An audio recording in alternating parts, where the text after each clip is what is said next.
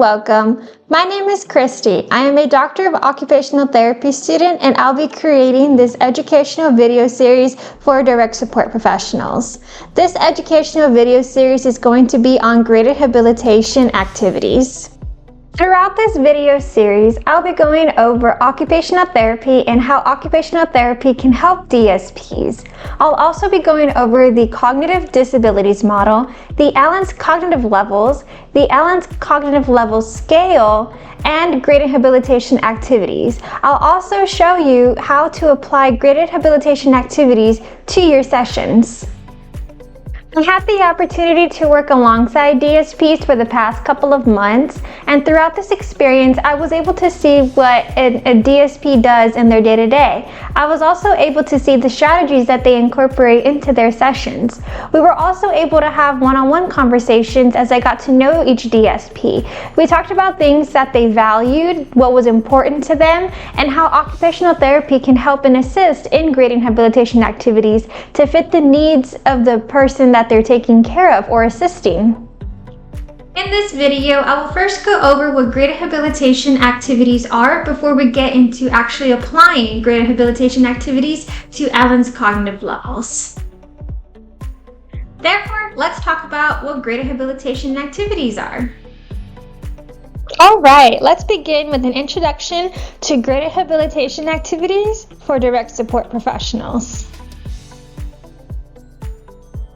This video outline includes going over the purpose of this video series, to define occupational therapy and how OTs can help DSPs, define habilitation, define activity, define graded activities, discuss the purpose and importance of graded habilitation activities, and how to upgrade, downgrade an activity. I'll also have the links to the resources used in this video at the end of the video. The takeaway of this video is to learn about OT's role, learn about graded activities, and how to apply the knowledge of graded activities to sessions. Let's begin with talking about the video series purpose. Currently, there is a high DSP turnover rate, and while there are several factors leading up to that, one of the main factors was that there's a lack of DSP training. Now, the amount and type of DSP training can influence the activity engagement for people with IDD. Therefore, the purpose of this video series is to create educational material for DSPs on the creation and delivery of graded habilitation activities for people with IDD, based on levels of cognitive functioning. This allows DSPs to expand their minds, knowledge, training, and critical thinking as to how an activity may be graded to be appropriate to meet the skills of people with IDD. Now, let's talk about occupational therapy. What is occupational therapy, and what does occupational therapy consist of? Well, occupational therapy helps people live their lives as independently as possible.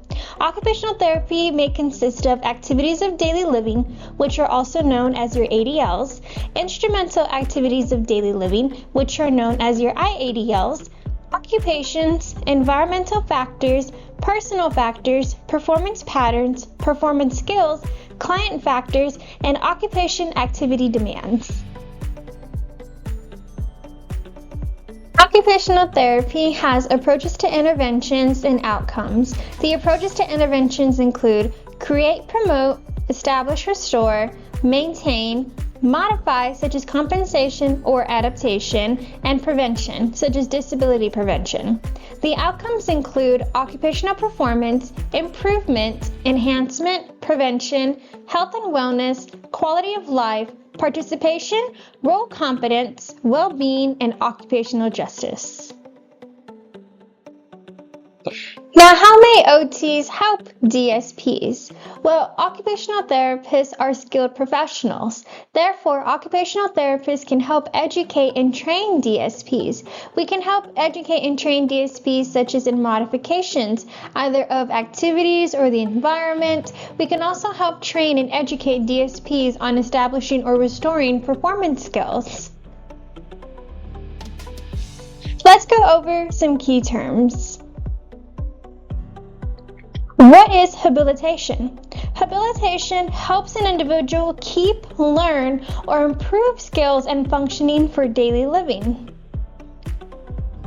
What is an activity? An activity is a pursuit in which a person is active, such as social activities. Now, let's talk about grading activities. We go by concepts of grading up and/or grading down. Grading up means making the activity appropriate for people with IDD that require less support or assistance. Now, grading down means making the activity appropriate for people with IDD that require more support or more assistance. Let's go over the importance of grading activities. Now, why do we grade activities? Well, first of all, we want to create a positive experience, such as inclusion, that consists of belonging, acceptance, and value. Second, you want to create opportunities for integration. And lastly, you want to create opportunities to improve and/or maintain performance skills. How to grade an activity. Before you actually begin grading activity, you must first know a couple of key things. You must first know the performance skills, the cognitive functioning level, the interests, the likes, the dislikes, and the needs of the person that you're grading the activity for. Now let's talk about the Just Right Challenge. The Just Right Challenge looks at the individual's likes, dislikes, interests, abilities, values, and environment.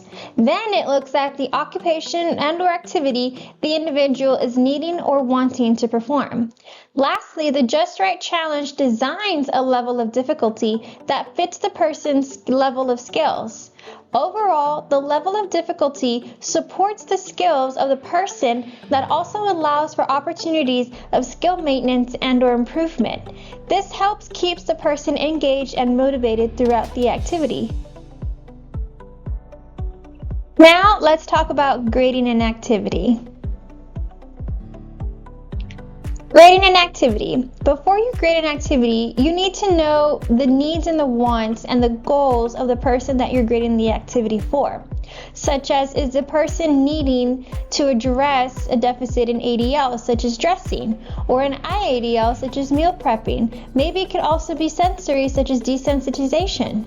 Also, you want to follow along that the goals that you have set for the person you are working with, such as, are you trying to reach a goal for a body function, such as touch, or maybe it's a performance skill, including a motor skill, such as grip, or a process skill, such as sequencing. So before you grade an activity, you have to align it with the needs and wants and the goals of the person you are working with and grading the activity for. Now, how to grade an activity. Today I'm going to teach you how to grade an activity, and we're going to be making fake snow. We'll be changing the level of difficulty throughout the activity so that you can get an idea of how one activity can be graded up and/or graded down. Now, before we make the fake snow, I do want to go over the ingredient list and the instructions. Most of these ingredients you may have in your cabinet in your pantry at home, or you can find at your local grocery store. The ingredients to make fake snow include baking soda, cornstarch, water, a bowl or a play box, a measuring cup, and extras that you can include but don't necessarily need are oats, sea salt, food coloring, beads or marbles, small toys, and even cookie cutters. The instructions to make fake snow, it just depends on the amount of fake snow that you're making. Whichever amount you're making, you do need to add equal parts of the cornstarch and the baking soda and mix those into the bowl or the play box. Once you do that, you then want to slowly add the room temperature water into the mixture until the consistency of the mixture begins to crumble, or you can form a ball shape without it crumbling to pieces. For a more realistic feel, you can even add cold water instead of room temperature water. And then you can add any of the extra ingredients that you need or want to add. Now, you don't have to have it set to this ingredient list. You can take away or add as you like or please and what is needed for you.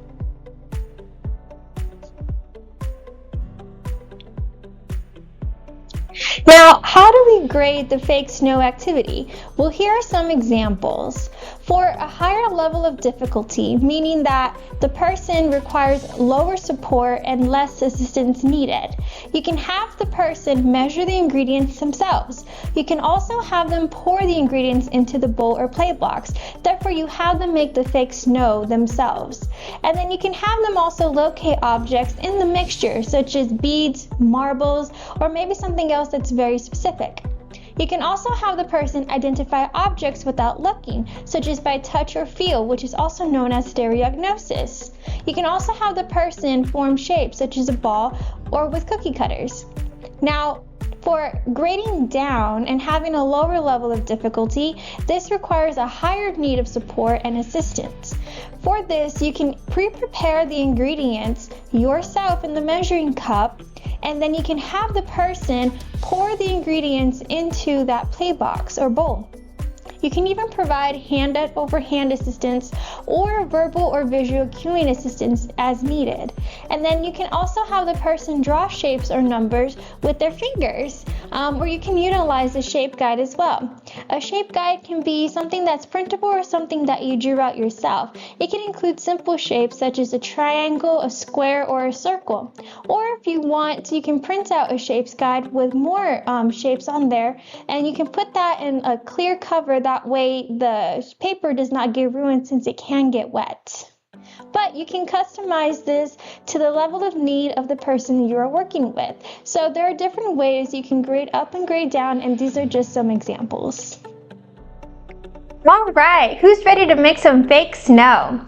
The ingredients that I have out today are going to be the cornstarch, the baking soda, some old-fashioned oats, sea salt, coconut flakes. I also have some little farm animals, paper clips. I have some food coloring, and I have the water that we're going to be using. You can use bottled water or tap water, whichever is fine. And for our play box, I am using this baking sheet. You can use whatever works or what is available to you, just as long as whenever you pour the water in, the water doesn't soak through and leak through onto the table or wherever you're setting your play box in. I did pre-measure the ingredients, so remember that it just depends on the amount of fake snow that you want. So I'm doing 1 cup of each, so 1 cup of baking soda and 1 cup of cornstarch. Now if you want more snow, you can just double this and you can do 2 cups baking soda and 2 cups cornstarch, or you can do 3 cups baking soda, 3 cups cornstarch, and so forth. It just depends on the amount that you want to make. I also did put some sea salt in there. This is about 3 handfuls, and some coconut flakes as well. Now you can add as much as you want. It just depends on the consistency that you want for the fake snow. You can add it more, you can add less. It's whatever your preference is. Now, let's get into making some fake snow. We are now going to make our fake snow. Let's go ahead and add our baking soda into our pan and our cornstarch. Now you can go ahead and mix this with your hand or mix it with a spoon. It's just on your preference. I prefer mixing it by hand. So you're just gonna mix that together.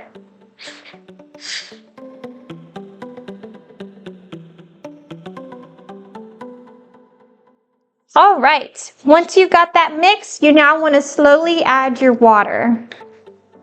So slowly add the water, that way you don't add too much and it becomes kind of like this little glue paste. It's not glue, but it just has the consistency of glue. So you want to slowly add water and then mix.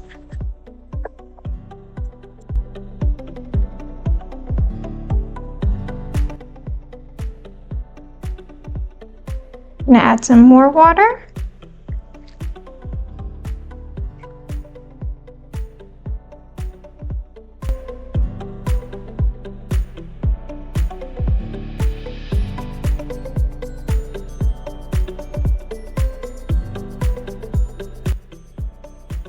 It's still not the consistency that I want, so I'm going to add more water.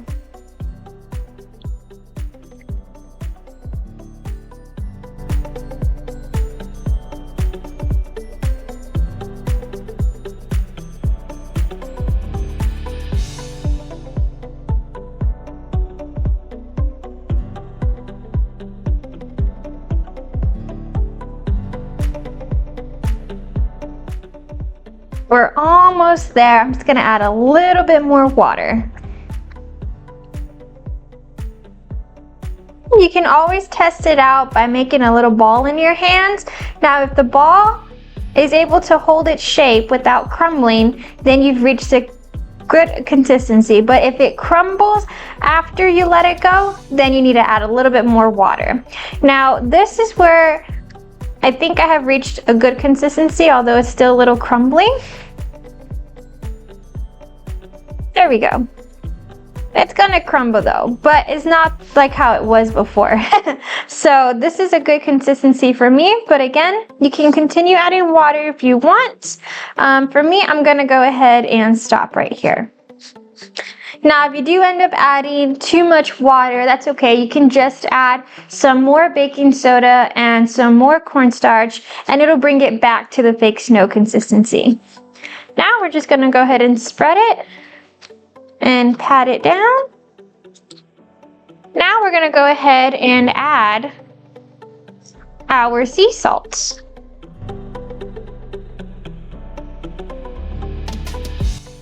Okay, and we're gonna mix that in.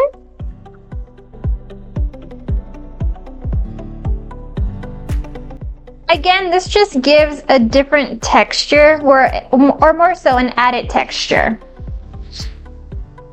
So you have the softness of the cornstarch and baking soda, but then you also have that little texture of the sea salts, almost like a crunchiness.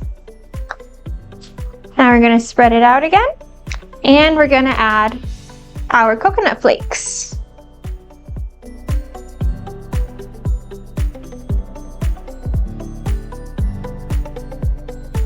The smell of the coconut flakes. If you don't like the smell of coconut flakes, or if the person you're making this for does not like the smell of coconut flakes, you don't have to add the coconut flakes to it. Now you have three different textures. You have the soft texture from the baking soda and the cornstarch. You have that crunchiness texture from the sea salt. And then you also have that flaky texture from the coconut flakes. Now let's talk about upgrading and downgrading the fake snow activity. As we talked about before, an upgraded version is you can have someone go and get the ingredients from the cabinet or wherever you have the ingredients stored. This way it increases and improves independency. They're able to locate the ingredients and bring them and gather them on the table. You can also have them measure out the ingredients themselves and make the fake snow themselves per your guidance. And then another way you can downgrade that is you can pre-measure the ingredients yourself and then just give verbal or visual cueing to the person, such as saying, can you pour the baking soda into the play box, and then the cornstarch, or however the ingredients you have set aside from you. You can also provide hand-over-hand assistance if required. That's one way to upgrade and downgrade as far as making the fake snow. Now, once you've made the fake snow, you can incorporate different activities into it to upgrade or downgrade it. So here you want to sort it out and spread it on the pan. To upgrade the activity, you can have someone feel and pick out the sea salts and put them in a little bowl or aside on the table or on a paper towel. Now, the sea salts are big enough chunks for someone to feel and pick out from the fake snow. Now, you can do this under time, or you can have them actually count a certain number of sea salts, pebbles that you want them to pick out. Now, that just depends on the goals you're working on with the person that is utilizing this fake snow. Another way on how to downgrade that is you can add bigger pieces, such as these farm animals. Now, they don't have to be farm animals, but that's just what I have available. So here I have a chicken, here I have a dog, here I have a horse, and here I have a duck. So what you can do is, like the way we did with the chunks of the sea salt, having them pick it out, you can actually bury these items. And you want to spread them out, cover them up, and then have them locate the items. So this way it's a bigger piece for them to feel and see. So that is one way of downgrading that part of the activity. One way to upgrade this as well with these bigger pieces is you can have them covered and then have the person close their eyes, and then now they have to feel where the pieces are. And then you can also determine the kind of animal it is by feeling the shapes of the animal. So you can also have them determine that with their eyes closed, which is also called stereognosis. So this is one way, well actually that was two ways of upgrading and downgrading that activity with these bigger pieces. Now, what you can also do is use the paper clips as well. You can have different colored paper clips in there and have someone only locate the purple paper clips or the blue paper clips. Or you can, a way to downgrade that is you can just have them locate any of the paper clip colors. Another way to upgrade or downgrade this is you can have someone, as we talked about earlier with that shapes guide, you can have it printed out and put here on the side, and they have to draw those shapes with their finger. So let's say I had the picture of a square and I want them to draw that in the middle. So we have their square right here. Now it doesn't have to look perfect, just as long as they're getting that fine motor movement of making the square. And then you can have them cover it up and then have them draw a circle next. And then you can have them cover that up and then have them draw a triangle. You can work on as many different shapes and sizes as well if you want it to be a big triangle or a small triangle. So that just depends on what it is you're working on, such as going back to their goals. Another grading of this activity is to work on, let's say, strength, grip strength. You can have someone just make a ball in their hands and then dump it and then make another ball, you know, just putting their hands into a fist. Or you can be a little bit more specific and say, hey, can you build me a snowman? So you'd have them make the fake ball.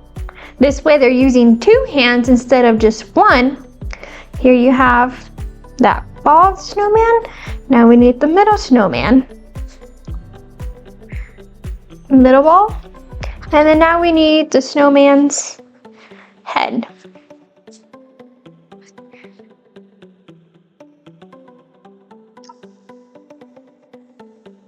Let's do that again. Now we have the snowman. There we go. This works on sequencing. It works on grip strength, having to put your hand and form that ball shape, having to use two hands to compress it to make it into a tighter ball. You're also working on reaching across midline. You're working on vision, such as visual scanning, working on sequencing and making the snowman, what part goes first and what part goes last. So there are many things that you can work on with the fake snow activity. Again, you just got to tie it back to what your goals and needs and wants are. Right, this concludes making the fake snow activity. I hope you were able to gather some tips and tricks on how to properly apply the concept of upgrading and downgrading an activity to fit the performance skills of the person that you've made this activity for. Now remember, it's about that just right challenge. You want to be able to make the activity that is suitable and meets the skill level of the person you are working with. If you have any questions, please leave them down in the comments below. And until next time, thank you for watching. Bye!